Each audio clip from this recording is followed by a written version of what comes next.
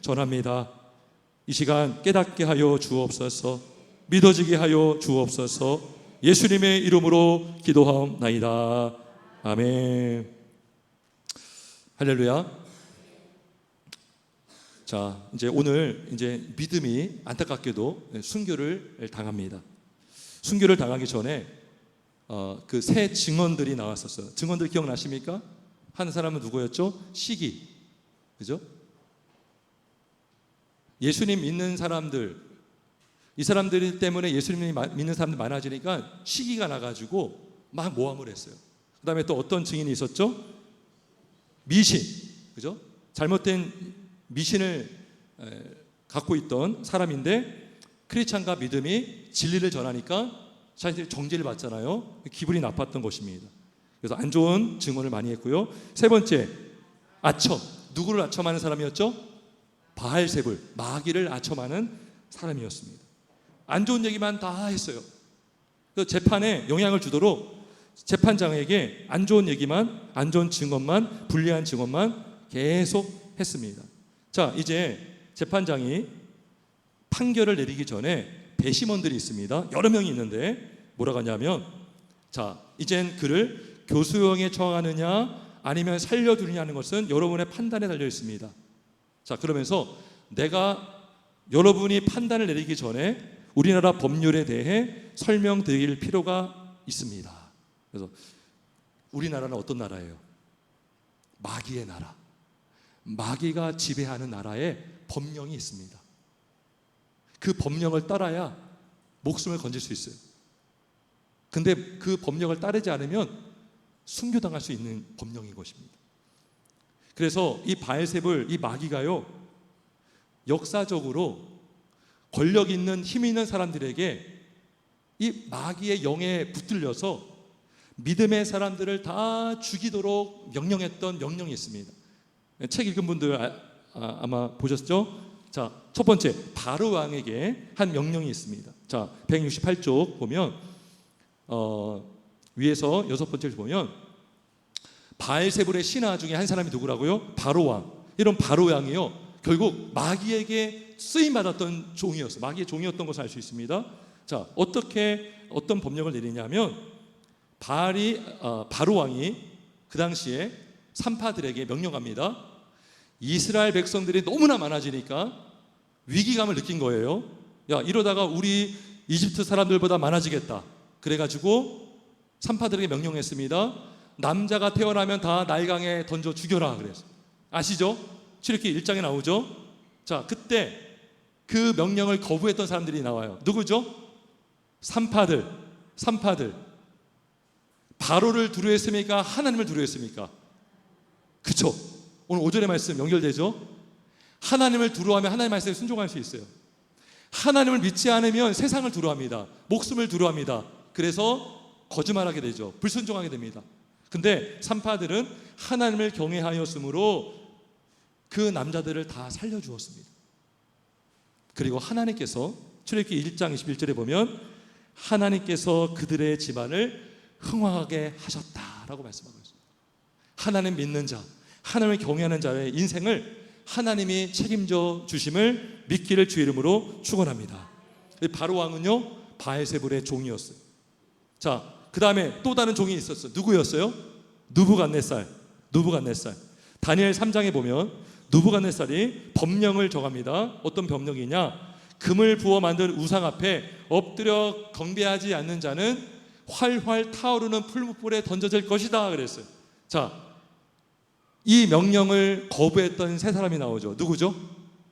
다니엘의 세 친구들이 이 명령을 거부합니다. 왜요? 우리는 하나님 외에는 절할 수가 없습니다.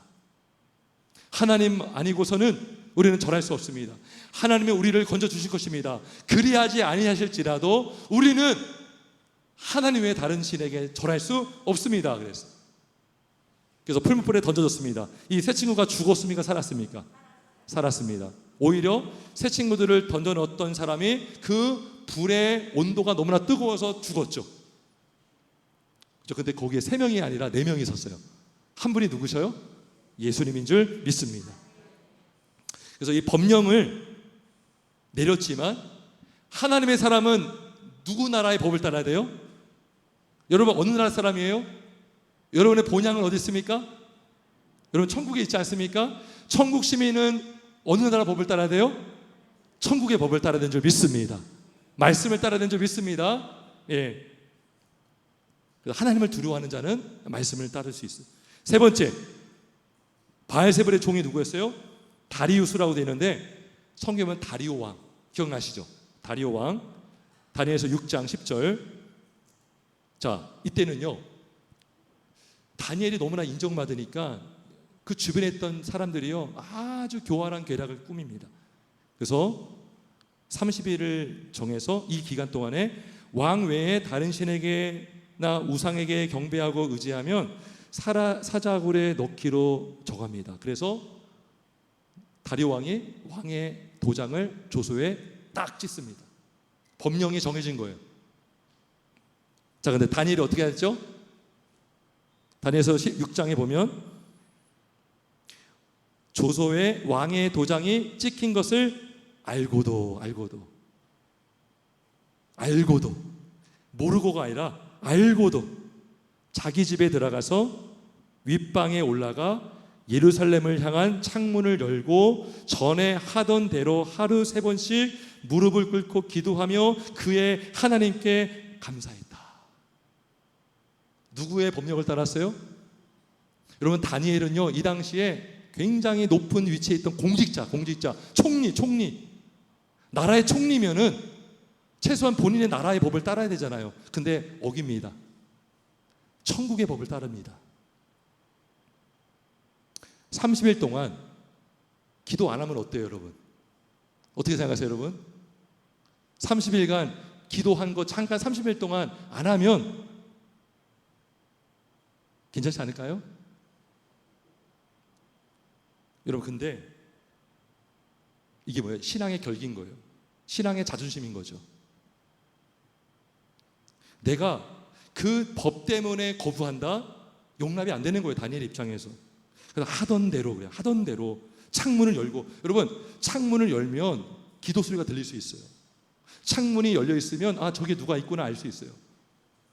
그럼 창문을 닫고 몰래 화장실 같은 데 숨어서 창고에 숨어서 기도할 수 있죠. 근데 다 보란 듯이 그죠? 기도한 거예요. 다니엘이 어디에 던져졌어요? 사자굴에 던져졌지만 하나님께서 사자의 입을 봉하시고 살아난 줄 믿습니다. 그래서 세상은 자꾸 우리를 죽이려고 합니다. 근데 몸은 죽여도 영혼은 죽이지 못하는 사람을 두려워하지 말고 몸과 영혼을 능히 지옥에 던진 하나님만을 두려워하라 하신 줄 믿습니다. 자, 그래서 이 믿음이라는 사람은요, 이 재판관이 생각과 언행으로 이 모든 법령을 위반했다, 이 죄악을 용서할 수 없다, 느부갓네살 왕과 다리우스 왕의 법률에 비추어 보아도 여러분이 보시다시피 이 피고인은 우리의 종교에 거역했고 함부로 비방했고 스스로 자백한 반역죄만 생각해 보아도 마땅히 사형 선고를 내는 것이 당연하다 그랬어. 자, 그랬더니 배심원들이 몇 명입니까?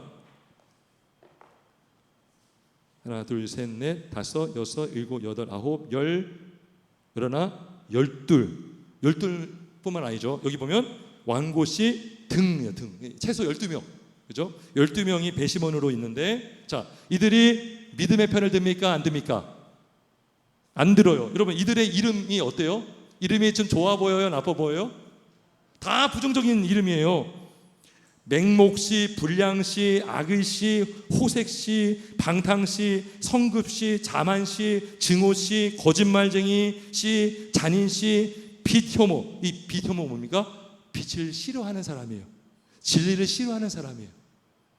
그죠? 대지상 서기관 장로들처럼 오늘 말씀에 나온 것처럼 빛을 싫어하는 사람들, 예수를 싫어하는 사람들, 완고씨, 고집이 아주 센 사람들이 배심원들로 참가를 하고 있는 것입니다. 그래서 여러분 책 보면요, 아주 듣기에 굉장히 사납고 거북한 말만 해요. 막 이 사람 죽여야 됩니다, 이단자입니다, 얼굴을 쳐다보기도 싫습니다, 참을 수 없습니다, 교수형에 청하십시오, 교수형에 청하는 것도 안타깝습니다, 죽여버립시다, 당장 죽이십시다, 저놈은 사기꾼입니다. 그죠? 엄청나게 막 입에 담지도 못할 욕을 하면서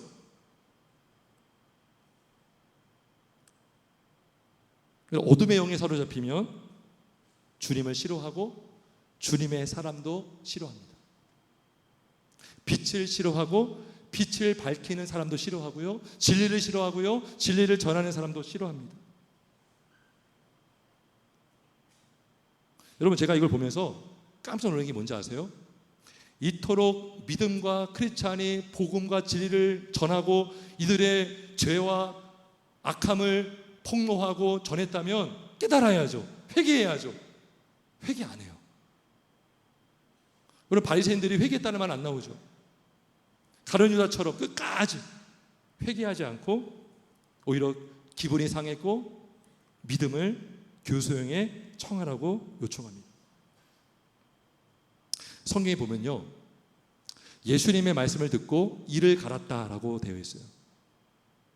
그리고 그 사람들 지옥에 가도요, 밤낮 쉬지 못하고 이를 간다라고 되어 있어요. 지옥 가도요, 회개하지 않아요. 그게 뭐예요? 성령을 회방하는 사람들의 특징입니다. 영원히 용서받지 못할 죄가 뭐예요? 성령을 거부하고 모독함으로 회개하지 않는 사람들. 이 사람들은요, 지금 많은 진리를 들었고 자신들의 악함과 부족함을 들었지만 회개할 기회를 얻지 못하고 오히려 그 전한 사람을 죽이려고만 했다는 것입니다. 여러분, 구원받을 자들에게 예수님은 디딤돌이 되지만 멸망받을 자들에게는 걸리는 돌이 되는 것입니다. 여러분, 돌멩이가 있어요. 그러면 여러분, 이 돌멩이가 어떤 계곡에 있으면, 그죠? 시냇가에 있으면 이거를 딛고 건너갈 수 있는 디딤돌이 되지만 구원받지 못한 사람들에게 예수님은 거치는 돌이 넘어집니다. 그죠? 이것 때문에 화가 나요. 이것 때문에 내가 넘어졌다 그래요. 그죠? 이게요, 구원받을 자와 그렇지 못할 자들의 차이가 되는 것입니다.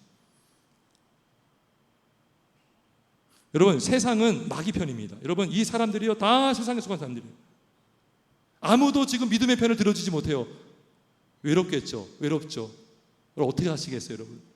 여러분들이 믿음을 막 지켜야 되는데 세상 사람들이 여러분을 막 조롱하고 막 욕하고 막 뭐라고 하고 막 겁을 줍니다, 여러분. 얼마나 힘들어요. 근데요, 다 여러분들을 멀리해도 오직 이분만은 여러분과 함께하는 분이 계셔요. 누구십니까? 우리 예수님인 줄 믿습니다. 말씀에 나는 내 편이라 시편이가 나와요. 나는 내 편이다. 그죠? 오직 하나님만이 우리 편이십니다. 하나님 믿는 자는 하나님이 그의 편이 되시고 세상 끝날까지 임마누엘로 함께 하시는 줄 믿습니다. 자, 결국 믿음은요, 사형을 언도받고 감옥에 갇힙니다. 그리고 그냥 죽이면 되잖아요. 근데요, 오늘 말씀에 보니까요, 내용에 보니까 채찍으로 매질을 가하고 주먹으로 또 막 때려요. 여기 나와요. 읽어보신 분들, 주먹으로 실컷 때려요. 그냥 실컷 때리고요, 칼로 그의 몸을 막 난도질합니다.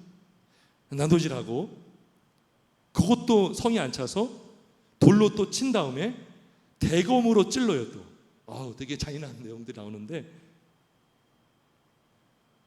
이렇게 많은 사람들이 박해를 받았다는 거예요. 그 다음에 여기서 끝나지 않죠? 화형틀에 묶은 뒤에 불에 타서 재가 되도록 내버려 두었다. 완전히 타서 완전히 가루가 되도록 불에 태워버렸다는 것입니다. 그래서 이 믿음은 종말을 맞이합니다. 여러분, 이 천루역정을 썼던 존 버년은요, 10년 넘게 감옥에 갇혀 있었죠. 전로역정 이 존 버년의 주변의 사람들, 믿음의 사람들은요, 다 이렇게 순교를 당한 것을 그는 보았을 것입니다. 그가 실제로 보았던 것, 들었던 것을 지금 천루역정을 통해서 기술하고 있는 것을 볼 수가 있습니다. 자, 근데 이 믿음이 순교를 당해서 여기서 끝났을까요? 안 끝났을까요? 여기서 끝나지 않았습니다. 어떻게 되었어요? 여러분, 그림에 보이죠? 여기 그림 보이세요? 책 보면 오른쪽 여기 보면 이 믿음의 뒤에 누가 보여요? 천사가 있고요, 말 두 필이 누워 있어요. 마차를 가지고 옵니다. 여기 이 책에는 뭐라고 되어 있냐면요, 수많은 군중을 뒤로 두필의 말이 이끄는 마차 한 대가 그를 기다리고 있다가 그의 고통스러운 환란이 끝나자마자 곧장 그를 태워가지고 나팔 소리를 울리며 구름 사이를 헤쳐나가 지름길로 천국문에 이르는 것을 보았다. 할렐루야. 어디 갔어요? 천국에 간 줄 믿습니다. 고통도 없고 아픔도 없고 슬픔도 없고 다시는 사망이 없는 천국으로 옮겨진 줄 믿습니다. 여러분, 이 고통이 얼마나 컸을까요? 여러분, 사람이 받는 고통의 가장 큰 고통은 불에 타는 고통이래요. 그게 가장 큰 고통의 그 정도를 조사해 봤더니 불에 타는 고통이 가장 크다는 거예요. 근데 그 고통은 너무나 컸지만 환란이 끝나자마자 곧장 대기하고 있다가 말 두피를 이끄는 마차 한 대가 와서 그를 태우고 천문에 들어간 줄 믿습니다. 하나님께서 성도의 죽음을 귀하게 여기시고, 그죠? 순교자의 죽음을 귀하게 여기시는 줄 믿습니다. 그렇죠? 자, 그러면 크리스찬은 어떻게 됐습니까? 죽었어요, 안 죽었어요? 아직 안 죽었어요. 자, 우리 여기서 질문 하나 생길 수 있어요. 믿음은 죽고 크리스찬은 안 죽었어. 크리스찬은 집행유예가 됐습니다. 감옥에 갔었어. 그럼 하나님이 편애하는 걸까요? 하나님이 믿음은 싫어서 순교당하게 하시고 크리스찬을 사랑해서 남겨둔 걸까요? 맞아요, 틀려요? 틀립니다. 순교당하는 것을 아까 보니까 지름길, 천국 가는 지름길, 바로 그냥 즉시로 간 거예요. 근데 크리스찬은 아직 살아났습니다. 그럼 뭐가 있다는 거예요? 사명이 있다는 것입니다. 할 일이 있다는 것입니다. 누구나 다 죽습니다. 하지만 다 같이 죽진 않아요. 남아있다는 것은 이 땅에서 해야 될 사명이 있다는 것입니다. 그렇죠? 교회는 순교자가 흘린 피의 씨앗이다. 순교의 피가 흐르는 곳에 교회가 세워진다는 말이 있어요. 그래서 하나님께서 이 배심원들과 재판장의 마음에 여기 뭐라면 노여움을 장악하셨어요. 네. 하나님께서 악인들의 마음도 주장한다는 거죠. 하나님이 그냥 악인들의 행동대로 내버려 두면 크리스찬도 죽을 수밖에 없는데 여기 내용이 보니까 그들의 노여움을 장악하셨다. 악인들의 노여움을 장악하셨다. 그래서 크리스찬은 순교를 면했다. 그런데 하나님이 크리스찬을 편애한 것이 아니라 그가 해야 될 일이 있기 때문에, 아직 가야 할 길이 있기 때문에 그를 남겨두시고 그를 통해서 구원을 전하게 하시고 복음을 전하게 하시고 교회를 세우신 줄 믿습니다. 여기 보면 이렇게 되어 있습니다. 자, 여기 맨 끝에 이런 시로 끝내요. 그들이 비록 그대를 죽였으나 그대는 오히려 참 생명을 얻었도다.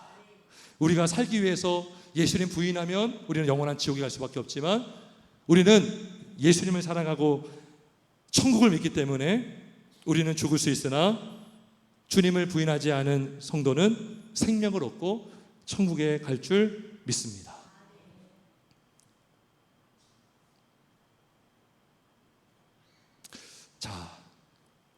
자, 여기까지 이제 말씀을 마치고요. 자, 오늘 우리가 아까 광고한 대로 이판의 장로님이라고 있는데요. 여러분, 다음 주에는 이제 문준경 전사님의 일대기를 볼 거고요. 오늘 영상은요, 문준경 전사님이 신안군에서 전도했을 청년이었대요. 청년. 그런데 예수 믿고 진리교회, 임자도에 있는 진리교회에 장로가 됐는데 일가족이 다 몰살당합니다. 그 이야기를 우리가 한번 보려고 합니다.